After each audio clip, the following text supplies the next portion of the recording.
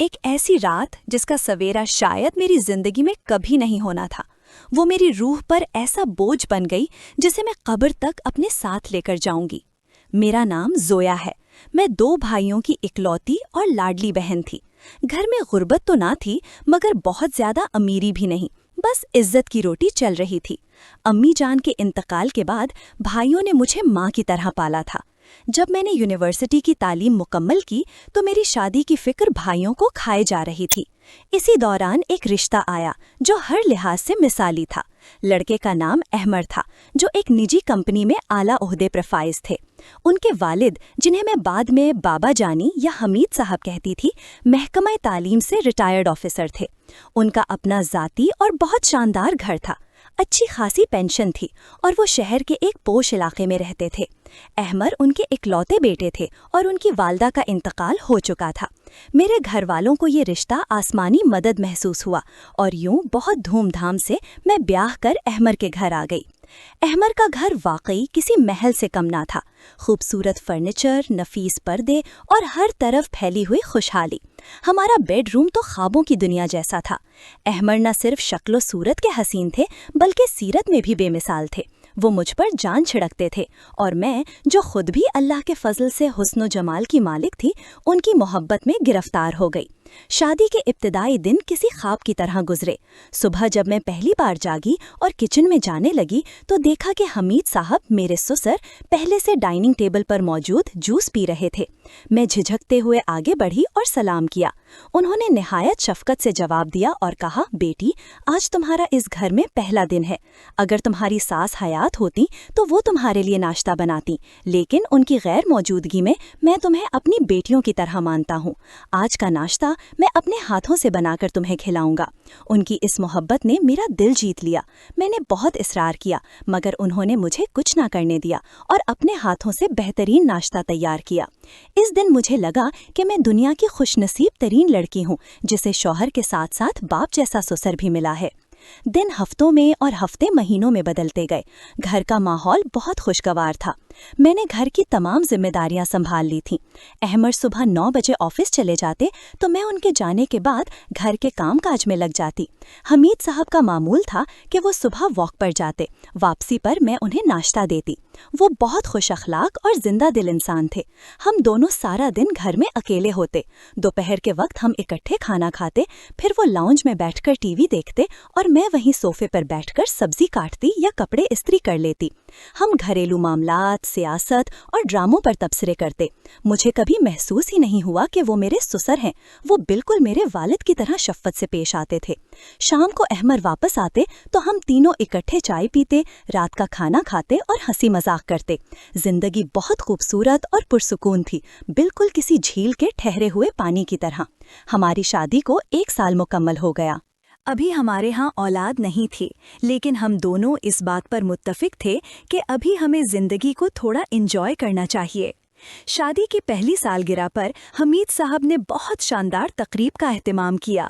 انہوں نے مجھے اور احمر کو ایک بڑی رقم تحفے میں دی اور گھر کو دلہن کی طرح سجایا۔ اس تقریب میں میرے میکے والے اور احمر کے تمام دوست احباب مدعو تھے۔ میں نے اس دن سرخ رنگ کی بنارسی ساڑی پہنی تھی اور بیوٹی پارلر سے تیار ہوئی تھی۔ میں اپنے کمرے میں کھڑی آئینے میں خود کو دیکھ رہی تھی کہ دروازہ کھلا۔ میں سمجھی احمر ہیں، اس لیے میں مسکراتے ہوئے پلٹی، لیکن دروازے پر حمید صاحب کھڑے تھے۔ ان کی نظروں میں ایک عجیب سی چمک تھی جو میں نے پہلے کبھی نہیں دیکھی تھی۔ میں نے فوراً دوپٹہ اوڑھ لیا۔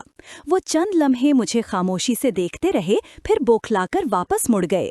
مجھے اس وقت کچھ عجیب سا تو لگا، لیکن میں نے اسے نظر انداز کر دیا کہ شاید وہ مجھے بیٹی سمجھ کر دیکھنے آئے ہوں کہ میں تیار ہوئی ہوں یا نہیں۔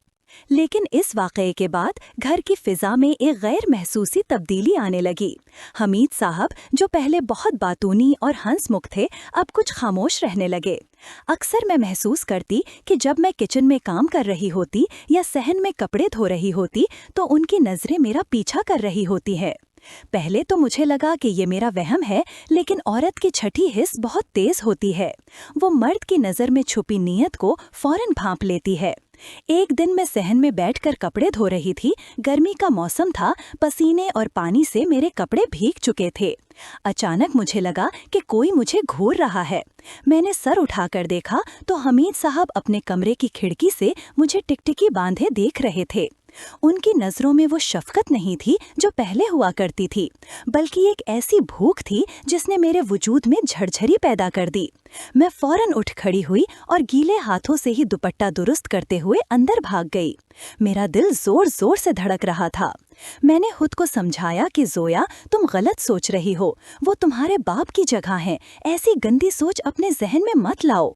मगर बदकिस्मती से वो मेरा वहम नहीं था। अगले चंद दिनों में उनकी हरकत मजीद अजीब होती गईं। वो बहाने बहाने से मेरे करीब आने की कोशिश करते।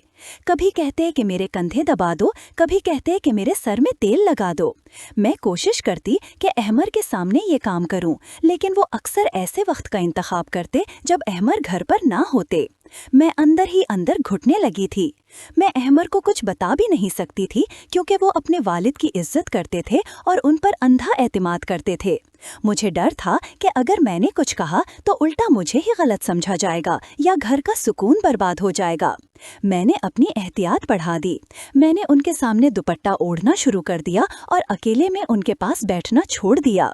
वो मेरी इस तब्दीली को नोट कर रहे थे और शायद इससे उनके अंदर की बेचैनी और बढ़ रही थी। फिर वो मनहूस दिन आया जिसने सब कुछ बदल कर रख दिया। अहमर ऑफिस से आए तो उन्होंने बताया कि उन्हें कंपनी के काम से 2 दिन के लिए दूसरे शहर जाना पड़ रहा है। ये सुनते ही मेरे पैरों तले से जमीन निकल गई। मेरा दिल चाहा कि मैं चीख कर कहूँ कि मुझे अकेला मत छोड़ें या मुझे मेरे भाइयों के घर छोड़ दें, लेकिन मैं अपनी ज़बान ना खोल सकी। अहमर ने कहा, जोया, बाबा जानी घर पर हैं, तुम्हें डरने की कोई ज़रूरत नहीं है। मैं परसों शाम तक वापस आ जाऊंगा। मैंने बहुत कोशिश की कि किसी तरह उन्हें रोक लूं। मैंने तबीयत की खराबी का बहाना भी किया, लेकिन उनका जाना बहुत ज़रूरी था। अगली सुबह वो मुझे प्यार करके और अपना ख्याल रखने की ताकीद करके चले गए। उनके जाते ही घर मुझे काटने को दौड़ने लगा। एक अजीब सी वैरानी और खौफ मेरे दिल में बैठ गया। सारा दिन मैंने अपने आप को कामों में मसरूफ रखा ताकि मेरा ध्यान बटा रहे। हमीद साहब सारा दिन अपने कमरे में रहे। उन्होंने मुझसे कोई बात नहीं की। मुझे लगा शायद मेरी एहतियात काम आ गई है और वो भी अब मोहतात हो गए हैं। शाम हुई तो आसमान पर गहरे काले बादल छा गए और तेज हवा चलने लगी। मौसम की ये दहशत मेरे अंदर के खौफ को मजीद बढ़ा रही थी। मैंने जल्दी जल्दी खाना बनाया। हमीद साहब को उनके कमरे में खाना देकर मैंने बर्तन समेटे और अपने कमरे में आकर अंदर से कुंडी लगा ली। बाहर तूफानी बारिश शुरू हो चुकी थी। बिजली की कड़क और बादलों की गर्ज ने माहौल को मजीद खौफनाक बना दिया था। मैं बिस्तर पर लेटी सोने की कोशिश कर रही थी, लेकिन नींद मेरी आंखों से कोसों दूर थी। हर आहट पर मेरा दिल उछलकर हल्क में आ जाता। रात के शायद 2 बज रहे थे कि अचानक मेरे कमरे के दरवाजे पर दस्तक हुई। मैं हड़बड़ा कर उठ बैठी। जोया, जोया बेटा। बाहर से हमीद साहब की आवाज़ आई। उनकी आवाज़ में दर्द और कराहत थी। बेटा, दरवाज़ा खोलो, मेरे सीने में बहुत तकलीफ हो रही है, शायद हार्ट अटैक है, मुझे अस्पताल ले चलो। ये सुनकर मैं लरस गई। इंसानी हमदर्दी और रिश्ते का तकद्दुस मेरे खौफ पर गालिब आ गया। मैंने सोचा कि अगर उन्हें कुछ हो गया तो मैं अहमर को क्या मुंह दिखाऊंगी। मैंने कांपते हाथों से दरवाज़ा खोल दिया। दरवाज़ा खुलते ही जो मंजर मैंने देखा उसने मेरे खून को मुंजमद कर दिया। हमीद साहब बिल्कुल ठीक ठाक खड़े थे। उनके चेहरे पर दर्द का कोई नामो निशान न था, बल्कि उनकी आंखों में वही वहशतनाक चमक थी जो मैंने उस दिन देखी थी। वो मुस्कुराए और बोले, मैं जानता था तुम जरूर दरवाज़ा खोलोगी। इससे पहले कि मैं दरवाज़ा बंद करती, उन्होंने ज़बरदस्ती धक्का देकर दरवाज़ा पूरा खोल दिया और अंदर दाखिल हो गए। मैं खौफ से पीछे हटी। ये आप क्या कर रहे हैं? आपको शर्म नहीं आती? मैं आपकी बहू हूँ, बेटियों जैसी हूँ, मैंने चीख कर कहा। लेकिन उन पर शैतान पूरी तरह सवार हो चुका था। वो हंसते हुए बोले, कैसी बेटी? मैंने तुम्हें हमेशा एक औरत के रूप में देखा है। आज अहमर नहीं है, आज हमें कोई नहीं रोक सकता। میں اپنی عزت بچانے کے لیے وہاں سے بھاگی. میں لاؤنج کی طرف دوڑی تاکہ گھر سے باہر نکل سکوں. وہ میرے پیچھے لپکے. کہاں جاؤ گی میری جان؟ آج تم بچ نہیں سکتی. وہ پاگلوں کی طرح میرے پیچھے بھاگ رہے تھے. میں نے ڈائننگ ٹیبل کے گرد چکر لگایا. میرا سانس پھول رہا تھا اور آنکھوں سے آنسو بہہ رہے تھے. میں اللہ کو پکار رہی تھی. وہ میرے قریب پہنچ چکے تھے. انہوں نے میرا دوپٹہ کھینچنے کی کوشش کی. میں نے پوری قوت سے انہیں دھکا دیا. وہ نشے کی حالت میں تھے اور اچانک ان کا توازن بگڑ گیا. ان کا پاؤں قالین میں الجھا اور وہ زور سے گر پڑے. قریب رکھی میز سے ان کا سر لگ گیا اور وہ بے حس و حرکت ہو گئے. میں گھبرا کر ان کے پاس گئی مگر وہ جواب نہیں دے رہے تھے. میں فوراً باہر نکلی اور پڑوسیوں سے مدد مانگی. انہیں ہسپتال لے جایا گیا مگر ڈاکٹر نے بتایا کہ وہ جان بر نہ ہو سکے. سب نے یہی سمجھا کہ یہ ایک حادثہ تھا. گھر والوں نے بہت دکھ کے ساتھ ان کی تدفین کر دی. اس واقعے نے مجھے اندر سے توڑ دیا. میں دن رات خوف اور بے چینی میں رہنے لگی. میری صحت بھی خراب ہو گئی یہاں تک کہ مجھے ڈاکٹر کے پاس جانا پڑا. کچھ وقت کے لیے مجھے میکے بھیج کیا گیا مگر میرا دل پھر بھی بے سکون رہا. ایک دن میری ایک پرانی سہیلی مجھے ملنے آئی. اس نے میری حالت دیکھی تو بہت پریشان ہو گئی. باتوں باتوں میں اس نے ایک بہت نیک اور بزرگ عالم دین کا ذکر کیا جو روحانی مسائل کا حل بتاتے تھے. میں نے سوچا کہ شاید مجھے وہیں سے کوئی سکون ملے. اگلے دن میں اس بزرگ کے پاس گئی. وہ ایک نورانی چہرے والے بزرگ تھے. ان کی آنکھوں میں ایسی بصیرت تھی جیسے وہ روح کے اندر جھانک رہے ہوں. میں نے روتے ہوئے انہیں سب سچ بتا دیا. اپنی شادی، حمید صاحب کی نیت، وہ کالی رات، ان کا حملہ اور پھر ان کی موت. میں نے کہا حضرت، میں نے جان بوجھ کر انہیں نہیں مارا. میں صرف اپنی عزت بچا رہی تھی. لیکن اب مجھے لگتا ہے کہ میں نے بہت بڑا گناہ کیا ہے. مجھے سکون نہیں مل رہا. وہ بزرگ کافی دیر خاموش رہے. پھر انہوں نے گہری سانس لی اور انتہائی شفقت مگر سنجیدگی سے بولے، بیٹی، بے شک جو ہوا وہ بہت برا ہوا اور اس شخص نے جو کیا وہ کبیرہ گناہ تھا جس کی سزا اسے مل گئی. تم نے اپنی عزت کی حفاظت کی، اس پر اللہ تمہیں اجر دے گا. لیکن یاد رکھو، اسلام نے جو حدود مقرر کی ہیں وہ بلا وجہ نہیں ہیں. ہمارے دین میں نامحرم رشتوں کے درمیان بھی پردے اور احتیاط کا حکم ہے، چاہے وہ جیٹھ ہو یا سسر. آگ اور روئی کو زیادہ دیر تک اکٹھا نہیں رکھا جا سکتا. انہوں نے مزید سمجھاتے ہوئے کہا، تمہارا قصور یہ نہیں کہ تم نے انہیں دھکا دیا، وہ تو تم نے اپنے دفاع میں کیا. لیکن کہیں نہ کہیں ہم سے وہ غفلت ہو جاتی ہے جسے ہم معمولی سمجھتے ہیں. جب تم ان کے ساتھ اکیلے وقت گزارتی تھیں، ان کے سامنے بند سور پر آتی تھیں، ان کے ساتھ ہنسی مذاق کرتی تھیں، تو تم نے نادانستہ طور پر ان کے دل میں چھپے شیطان کو ہوا دی. یہ ماڈرن کلچر اور یہ بے تکلفی بعض اوقات بہت بھیانک نتائج لاتی ہیں. سسر باپ کی جگہ ہوتا ہے، لیکن بہرحال وہ ایک مرد بھی ہوتا ہے. اگر شروع دن سے تم عزت اور فاصلے کی ایک لکیر کھینچ لیتی تو شاید نوبت یہاں تک نہ آتی. ان کی باتیں میرے دل میں اتر گئیں. میں نے اپنی غلطی کو تسلیم کیا کہ میں نے بے جا اعتماد اور بے تکلفی میں وہ حدود پار کر دی تھیں جو شریعت نے مقرر کی تھیں. میں نے وہیں ان کے سامنے اللہ کے حضور سچے دل سے توبہ کی. میں نے نفل پڑھے اور اللہ سے معافی مانگی. بزرگ نے مجھے سمجھایا کہ اب جو ہو گیا اسے اللہ کے سپرد کر دو. اپنے شوہر کی خدمت کرو اور اس راز کو راز ہی رہنے دو، کیونکہ اب بتانے سے سوائے فساد کے کچھ حاصل نہ ہوگا. میں واپس گھر لوٹی تو میرا دل کافی ہلکا ہو چکا تھا.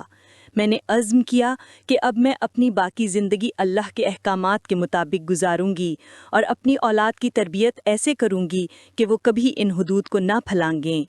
زندگی آہستہ آہستہ معمول پر آنے لگی، لیکن وہ ایک رات اور اس کا سبق میری روح پر ہمیشہ کے لیے نقش ہو گیا. سچ ہے کہ احتیاط افسوس سے بہتر ہے اور دین کی بتائی ہوئی حدود میں ہی ہماری عافیت اور بقا ہے. انسان کی زندگی میں کچھ فیصلے ایسے ہوتے ہیں جو بظاہر تو بہت معمولی نظر آتے ہیں، لیکن ان کے نتائج اتنے بھیانک نکلتے ہیں کہ پوری نسلیں برباد ہو جاتی ہیں. یہ کہانی بھی ہوس، دھوکے اور مکافاتی عمل کی ایک ایسی ہی داستان ہے जहां एक शख्स ने अपनी आरजी खुशी और जुनून की खातिर एक मासूम जिंदगी को रौंद डाला, मगर उसे खबर न थी कि कुदरत का इंसाफ खामोश लेकिन बहुत बेरहम होता है। मेरा नाम शाहवीज है। मैं शहर की रंगीनियों में पल्ला बढ़ा। एक ऐसा नौजवान था जिसके लिए जिंदगी का मतलब सिर्फ ऐश व अशरत, पैसा और ताकत था। मेरे गांव में मेरे बूढ़े वालिदैन मुझे एक इंतहाई शरीफ और फरमानबरदार बेटा समझते थे, लेकिन उन्हें खबर न थी कि शहर में उनका बेटा किस अंधेरी दुनिया का बादशाह है। मैं शहर का एक जाना माना स्मगलर था। पुलिस से लेकर बड़े बड़े सियासतदानों तक सब मेरी मिट्टी में थे। मेरे इशारों पर शहर की नब्ज चलती थी और मेरे नाम से लोग कांपते थे। मैंने अपनी जिंदगी के 2 रख बना रखे थे।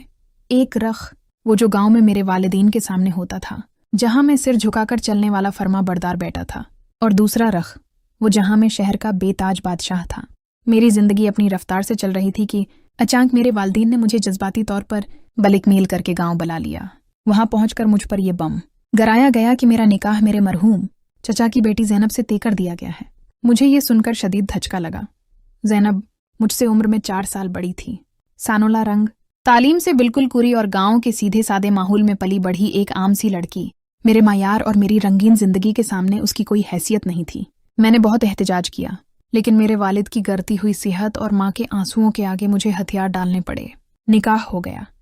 वो रात मेरी जिंदगी की सबसे बोझल रात थी। सजा हुआ कमरा मुझे किसी कैद खाने की तरह लग रहा था। ज़ैनब घूंघट निकाले बस्तर पर बैठी थी। मैंने उसे देखा तो मुझे शदीद कराहियत महसूस हुई। इसके हाथों की खिरदरी जल्द, उसका सानोला रंग और उसका देहाती अंदाज मेरे लिए नाकाबिले बर्दाश्त था। मैंने उससे कोई बात नहीं की, बस दौर खिड़की के पास खड़ा सिगरेट पीता रहा। मुझे उस पर तरस नहीं आया, बल्कि गुस्सा आया कि उसकी वजह से मैं इस बंधन में बंध गया हूँ। सुबह होते ही मैंने अपना सामान बांधना शुरू कर दिया था। ज़ैनब, जो शायद सारी रात मेरे एक लफ्ज़ की मंतज़र थी, मेरी तैयारी देखकर घबरा गई। वो लरजती हुई आवाज़ में बोली, अभी तो आप आए थे, इतना जल्दी वापस जा रहे हैं? उसकी आवाज़ में एक अजीब सी लर्जिश थी। मैंने उसकी तरफ हक़ारत से देखा और जहरीले लहजे में कहा, मुझे यहाँ एक पल भी सुकून नहीं है। तुम जैसी अनपढ़ और जाहिल औरत के साथ रहना तो दौर, मुझे तुम्हारी शक्ल देखने से भी वहशत होती है।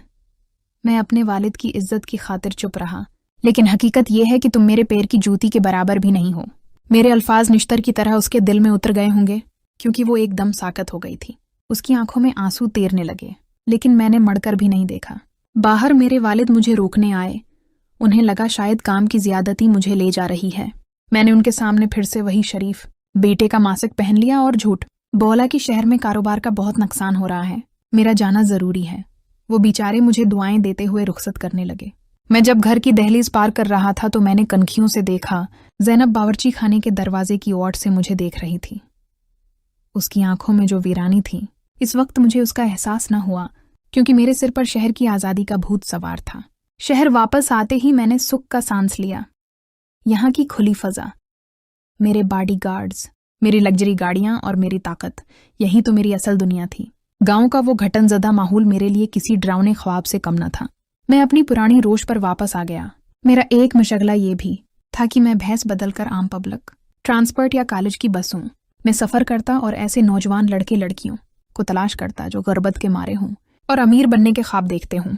मैं उन्हें अपने जाल में फंसाकर अपने गैर कानूनी कामों के लिए इस्तेमाल करता था।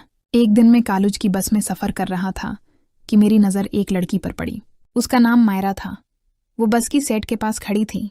उसके कपड़े सादा थे और जूते घुसे हुए थे जो उसकी गुर्बत की कहानी सुना रहे थे, लेकिन उसके चेहरे पर एक अजीब सी अना और गुरूर था। वो गुर्बत में भी एक शहजादी लग रही थी। उसकी आंखों में एक ऐसी चमक थी जिसने मुझे पहली नज़र में ही अपनी तरफ खींच लिया। ये मेरा नया शिकार थी। मैंने सोचा कि इस जैसी ज़रूरतमंद लड़की को फंसाना बाएं हाथ का खेल होगा। मैंने अपनी सेट उसके लिए छोड़ दी और उससे बात करने की कोशिश की। वो मेहतात थी, लेकिन मैं जानता था कि जाल कैसे फेंका जाता है। मैंने उसकी जासूसी शुरू करवा दी। मुझे पता चला कि वो अपने बूढ़े माँ बाप की अकलौती औलाद है और 2 कमरों के एक छोटे से मकान में रहती है। मैं उसे अपने रास्ते पर लाने के मंसूबे बना रहा था कि अचानक वो गायब हो गई। कई दिन तक वो बस में नजर नहीं आई। मुझे बेचैनी होने लगी। तहकीक करने पर पता चला कि उसकी शादी तय हो गई है और वो कॉलेज छोड़ चुकी है। इस खबर ने मुझ पर बिजली गिरा दी। मुझे पहली बार एहसास हुआ कि जिसे मैं सिर्फ एक शिकार समझ रहा था, वो मेरे दिल में घर कर चुकी है। मुझे उससे मोहब्बत हो गई थी, एक जुनूनी और पागल कर देने वाली मोहब्बत। मैं किसी भी कीमत पर उसे किसी और का होते नहीं देख सकता था। जिस दिन उसका निकाह था, मैंने अपने कारंदों के जरिए उसे ईन शादी के वक्त अगवा करवा लिया। मेरा मकसद उसकी इज्जत लौटना नहीं था, बल्कि इस रिश्ते को तोड़ना था। मैंने उसे अपने फार्म हाउस पर रखा, उसे हर तरह की सहूलत दी और इस बात का ख्याल रखा कि उसे कोई मैली आंख से भी न देख सके। एक दिन और एक रात उसे अपनी तहवील में रखने के बाद मैंने उसे बाहिफाजत उसके घर के करीब छोड़ दिया। वो जैसी पाक दामन आई थी वैसी ही वापस गई। लेकिन हमारा माशरा और उसके तंग नज़र लोग हकीकत को कहाँ मानते हैं। वही हुआ जो मैं चाहता था। मायरा के मंगेतर और ससुराल वालों ने ये कहकर रिश्ता तोड़ दिया कि जो लड़की एक रात घर से गायब रही हो, हम उसे अपने घर की बहू नहीं बना सकते। मायरा के दामन पर बदकिरदारी का दाग लग चुका था, हालांकि वो बेकसूर थी। इस वाक़ये के बाद मायरा और उसका खानदान टूट फूट का शिकार हो गया। यही मेरा मौका था। मैंने एक हमदर्द और मसीहा के रूप में उनकी जिंदगी में दोबारा एंट्री दी। मैंने मायरा के वालिद की माली मदद शुरू कर दी, उनके घर राशन डलवाया और हर मुश्किल वक्त में उनके साथ खड़ा रहा। पैसा पानी की तरह बहाया। आहिस्ता आहिस्ता मायरा का रवैया भी नर्म पड़ने लगा। वो जानती थी कि मैं वही शख्स हूं जो बस में मिलता था, लेकिन वो मेरे एहसानात तले दबती चली गई। एक दिन वो मेरे सामने फट पड़ी और रोते हुए अपनी बदकिस्मती का रोना रोने लगी। मैंने उसे तसल्ली दी और कहा कि दुनिया की परवाह मत करो, मैं तुम्हारे साथ हूं। मैंने उसे यकीन दिलाया कि मैं उसकी कदर करता हूं। हम अक्सर मिलने लगे। मैं उसे महंगे होटलों में ले जाता, उसे तोहफे देता। वो मेरी मोहब्बत के जाल में पूरी तरह गिरफ्तार हो चुकी थी। आखिरकार मैंने उसके वालिद से उसका हाथ मांग लिया। वो तो जैसे उसी इंतज़ार में थे, फौरन राजी हो गए। लेकिन मायरा ने एक शर्त रख दी। उसने कहा, शाहवीज़, मैं जानती हूं कि गांव में तुम्हारी एक बीवी है। जब तक वो तुम्हारी जिंदगी में है, मैं तुमसे शादी नहीं कर सकती। मुझे सौकन गवारा नहीं है। मैंने उसे समझाने की कोशिश की कि मैं उसे तलाक नहीं दे सकता। मेरे वालिद इस सदमे से मर जाएंगे। वो कुछ देर सोचती रही और फिर उसकी आंखों में एक सर्द चमक उभरी। उसने कहा, अगर तलाक नहीं दे सकते तो फिर उसे रास्ते से हटा दो। कुछ ऐसा करो कि वो हमेशा के लिए तुम्हारी जिंदगी से निकल जाए। उसकी बात सुनकर मैं एक लम्हे के लिए ठिठका, लेकिन उसकी मोहब्बत का निशा मुझ पर इतना गालिब था कि मुझे सही और गलत की तमीज़ भूल गई। मैंने फैसला कर लिया। मैं सब कुछ छोड़ छाड़ कर गांव रवाना हो गया। मेरे वालिदीन और ज़ैनब मुझे देखकर बहुत खुश हुए। ज़ैनब की आंखों में एक उम्मीद जागी कि शायद मेरा दिल पिसीज गया है, लेकिन वो नहीं जानती थी कि मैं उसका मसीहा नहीं बल्कि उसकी मौत बनकर आया हूँ। गांव में रहते हुए मैंने ज़ैनब के साथ अपना रवैया मज़ीद सख्त कर लिया। मैं उसे ज़हनी अजियत देता, बात बात पर टोकता, लेकिन वो उफ तक न करती। मेरी नज़रें हर वक्त मायरा के वादे पर थीं कि जैसे ही ये कांटा निकलेगा हम एक हो जाएंगे। मायरा से मेरी फ़ोन पर बात होती रहती थी। वो रोज़ मुझे अक्साती के काम कब तमाम करोगे।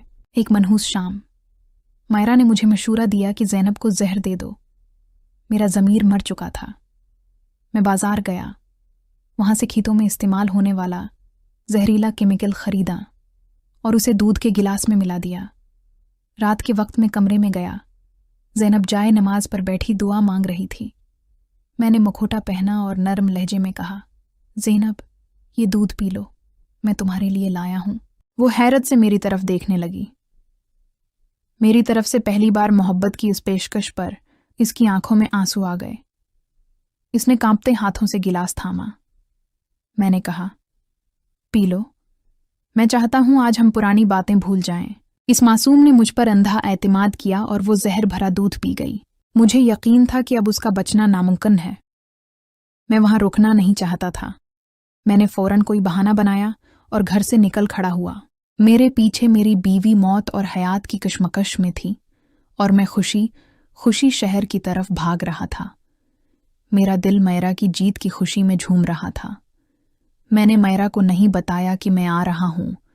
मैं उसे सरप्राइज देना चाहता था। शहर पहुंचकर मैं सीधा मायरा के घर गया। मेरे पास उसके घर की डुप्लीकेट चाबी थी। मैं खामोशी से दरवाज़ा खोलकर अंदर दाखिल हुआ। घर में अजीब सी खामोशी थी। मैंने मायरा को आवाज़ दी। वो किचन से बाहर निकली। मुझे देखकर वो मुस्कुराई और बोली, आ गए तुम, काम हो गया? मैंने फातिहाना अंदाज में कहा, हाँ, हमेशा के लिए किस्सा ख़त्म कर दिया। अब हमारे दरमियान कोई नहीं आएगा। वो बहुत खुश नजर आ रही थी। उसने कहा, आज तो जश्न का दिन है, मैं तुम्हारे लिए मिठाई लाती हूँ। वो अंदर गई और मिठाई का डब्बा ले आई। उसने अपने हाथों से मुझे मिठाई खिलाई।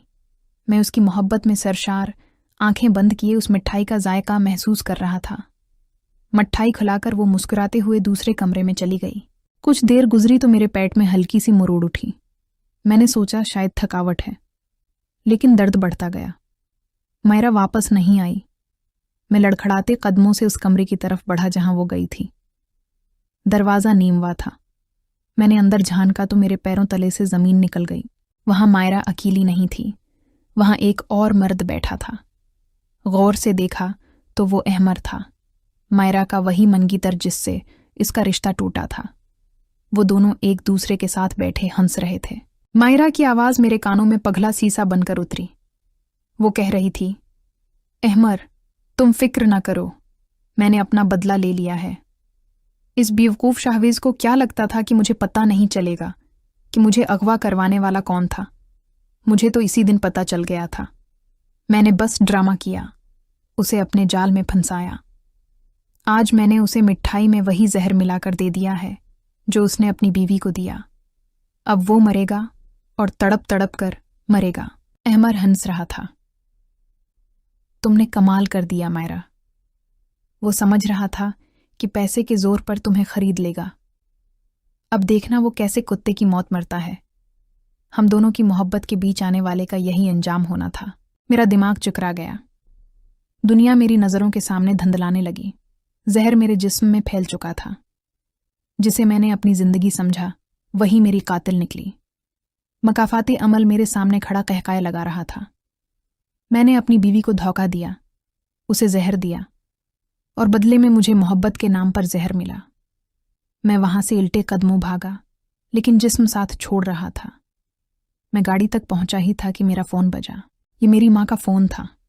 मैंने कांपते हाथों से फ़ोन उठाया। माँ की रोती हुई आवाज़ आई, बेटा तुम कहाँ हो, जल्दी आ जाओ। ज़ैनब आखिरी सांसें ले रही है। डॉक्टर जवाब दे चुके हैं, लेकिन वो मरते हुए भी तुम्हारा नाम ले रही है। वो कह रही है कि शाहवीज़ को बुला दें। मैं उनसे मुआफ़ी मांगना चाहती हूँ अगर मुझसे कोई कोताही हो गई हो। बेटा वो तुम्हें मुआफ़ करके जाना चाहती है। मोबाइल मेरे हाथ से गिर गया। मेरी आंखों के सामने अंधेरा छा गया। एक तरफ वो औरत थी जिसे मैंने जहर दिया, लेकिन वो मरते हुए भी मेरी माफ़ी और मेरी दीद की तलबगार थी। और दूसरी तरफ वो औरत थी जिसकी खातिर मैंने ये गुनाह किया और उसने मुझे मौत के घाट उतार दिया। मुझे अपनी रगों में जहर फैलता हुआ महसूस हो रहा था। मेरी सांसें अखड़ रही थीं। मैं सड़क के किनारे गिर गया। मेरे पास दौलत थी, ताकत थी, बॉडीगार्ड्स थे, लेकिन मौत के इस फरिश्ते को रोकने वाला कोई नहीं था। मुझे ज़ैनब का मासूम चेहरा याद आ रहा था और मायरा की वो शैतानी हंसी। मैं चीखना चाहता था, माफ़ी मांगना चाहता था, लेकिन मेरी आवाज़ मेरे गले में ही घट कर रह गई। मैंने अपनी जन्नत अपने हाथों से उजाड़ दी थी और अब जहन्नम मेरा मुकद्दर बन चुकी थी। ये कुदरत का इंसाफ था, जैसा करोगे वैसा भरना पड़ेगा। मेरी आंखें बंद हो रही थीं और आखिरी ख्याल जो मेरे जहन में आया वो ये था कि ज़ैनब जीत गई और मैं सब कुछ हार गया। रात के 12:30 बज चुके थे। अस्पताल के वार्ड में खामोशी छाई हुई थी। सिर्फ मशीनों की हल्की सी आवाज और बाहर से आती दूर की गाड़ियों की आवाजें सुनाई दे रही थीं।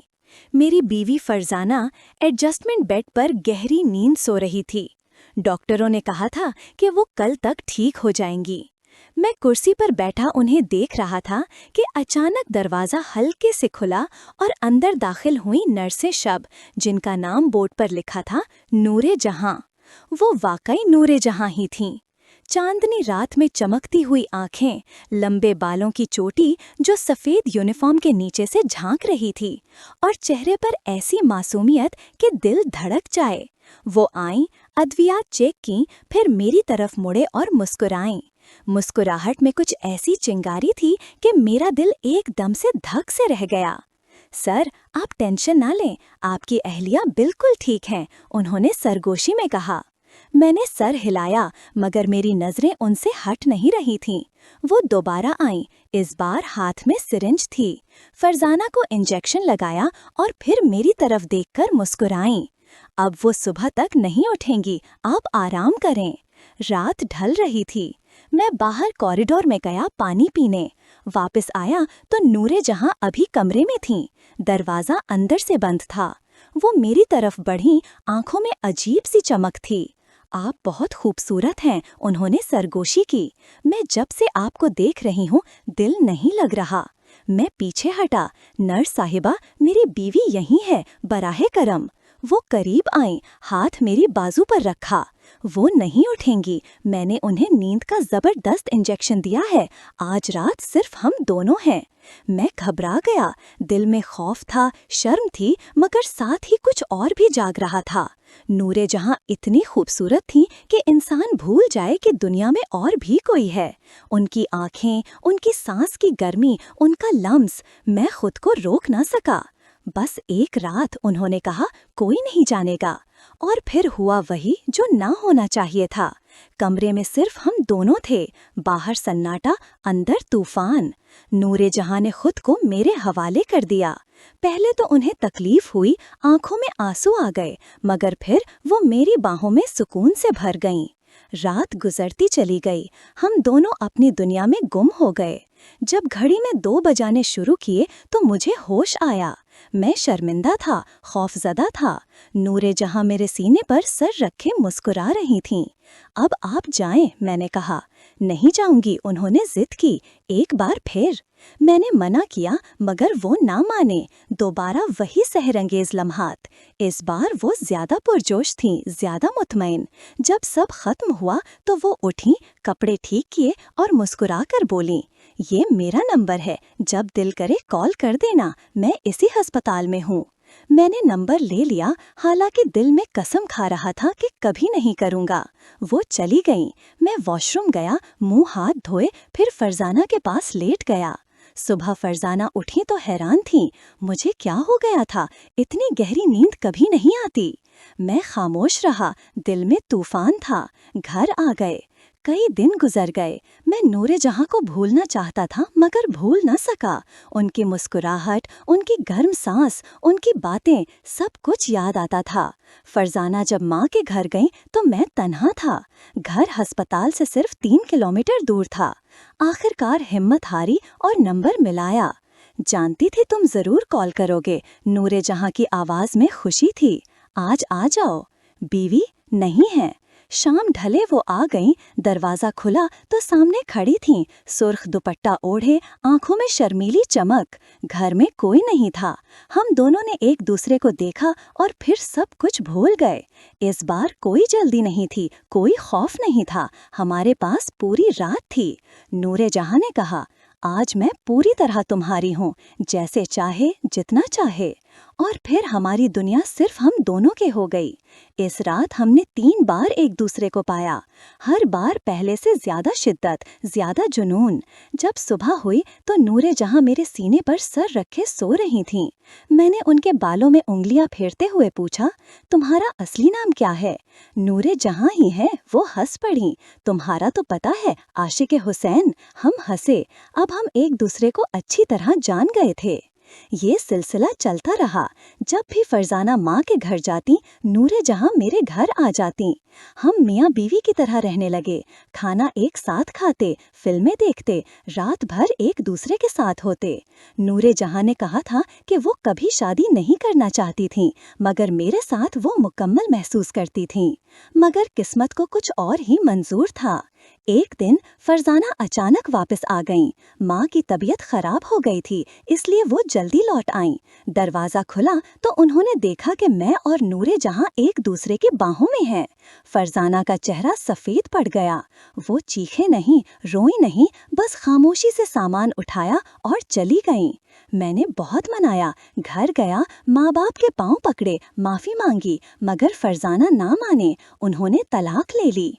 कुछ महीनों बाद नूरे जहां और मैंने सादगी से निकाह कर लिया। अब हम एक छोटे से घर में रहते हैं। नूरे जहां ने अस्पताल की नौकरी छोड़ दी। अब वो घर संभालती हैं, मैं दफ्तर जाता हूँ। शाम को जब वापस आता हूँ तो दरवाजे पर खड़ी मुस्कुराती हैं, सुर्ख दुपट्टा ओढ़े। हमारे घर में अब कोई तीसरे की गुंजाइश नहीं। रात को जब हम एक दूसरे की बाहों में होते हैं तो नूरे जहां सरगोशी करती हैं, तुमने मुझे जीत लिया आशिक, अब मैं हमेशा तुम्हारी हूँ। और मैं उनके बालों को चूमते हुए सोचता हूँ कि जिंदगी कितनी अजीब है। एक रात ने सब कुछ बदल दिया, एक नर्स ने मेरी पूरी दुनिया बदल दी। अब हम दोनों एक दूसरे के लिए जीते हैं, एक दूसरे के लिए मरते हैं। ये थी हमारी मोहब्बत की कहानी, एक ऐसी कहानी जो रात के सन्नाटे में शुरू हुई और अब हर रात सहर बन जाती है।